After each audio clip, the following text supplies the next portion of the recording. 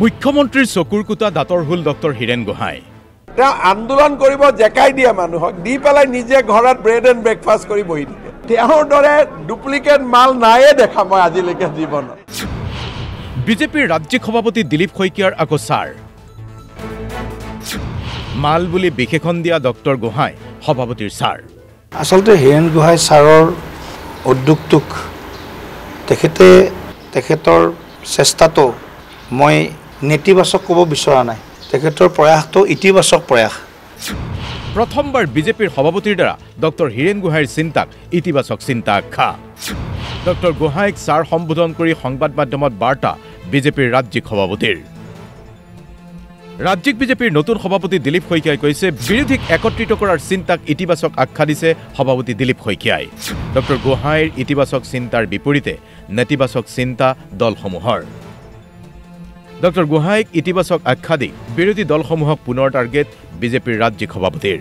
আচলতে হীৰেন গোহাঁই ছাৰৰ উদ্যোগটোক তেখেতৰ চেষ্টাটো মই নেতিবাচক ক'ব বিচৰা নাই তেখেতৰ প্ৰয়াসটো ইতিবাচক প্ৰয়াস কিন্তু তেখেতৰ ইতিবাচক প্ৰয়াসত যিসকল লগত আছে তেওঁলোক ইতিবাচক নহয় গতিকে গোটেই নেতিবাচক শক্তিক লৈ ইতিবাচক চিন্তা নহয় যদিও মেথামেটিক্সত বা বিজ্ঞানত নিগেটিভ লগ লাগিলে পজিটিভ হয় কিন্তু ইয়াত আকৌ ওলোটা ৰাজনীতিত পজিটিভ লগ লাগিলেহে ডাবল পজিটিভ হয় গতিকে তেখেতৰ ইতিবাচক চিন্তাৰ বিপৰীতে সমগ্ৰ নাগৰিক যি তেওঁলোকৰ কি সন্থাই কৈছে নে কি কৈছে সমাজ নাগৰিক সমাজত থকা ঘটকসকল সম্পূৰ্ণ ঋণাত্মক আৰু নেতিবাচক চিন্তাৰ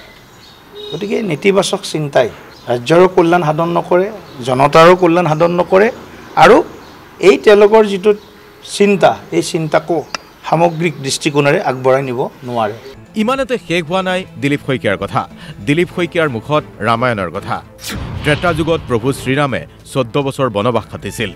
কংগ্ৰেছ তথা ইণ্ডি এলায়েন্সেও 14 বছৰ বনবাস খাটিব লাগিব প্ৰভু শ্ৰীৰামে বনবাস খাটিছিল ৰাম ৰাজ্য প্ৰতিষ্ঠাৰ বাবে কংগ্ৰেছে বনবাস খাটিব লাগিব মহাপাপ মোচনৰ বাবে প্ৰভু শ্ৰীৰামৰ কথা কৈও কংগ্ৰেছক টাৰ্গেট এইবাৰ বিজেপিৰ ৰাজ্যিক সভাপতিৰ 12টাকৈ নিৰ্বাচনত হাৰাৰ পিছত কংগ্ৰেছ দলে তেওঁলোকৰ নেতৃত্বত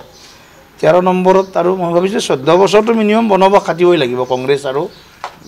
মানে বিৰোধী যি ইণ্ডি এলায়েন্স আছে মিনিমাম 14 বছৰ 2016ত আমাৰ যাত্ৰা আৰম্ভ হ'ল 2030 মানলৈকে তেওঁলোকে বনবাসত থাকিব লাগিব এইকাৰণে বনবাসত থাকিব লাগিব শ্ৰী ৰামচন্দ্ৰই বনবাস খাটিছিল ৰাম ৰাজ্য প্ৰতিষ্ঠাৰ কাৰণে আৰু এওঁলোকে বনবাস খাটিব লাগিব 60 বছৰ এওঁলোকে যে মহাপাপ কৰিলে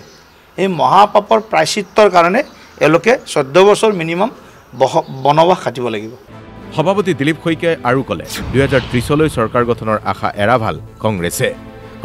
13 নম্বৰ নিৰ্বাচনতো পৰাজয় বৰণ কৰিছে আৰু এনেকৈয়ে এতিয়া কংগ্ৰেছ তথা বিৰোধী দলসমূহক টাৰ্গেট কৰি লৈছে ৰাজ্যিক বিজেপিৰ সভাপতি দিলীপ শইকীয়াই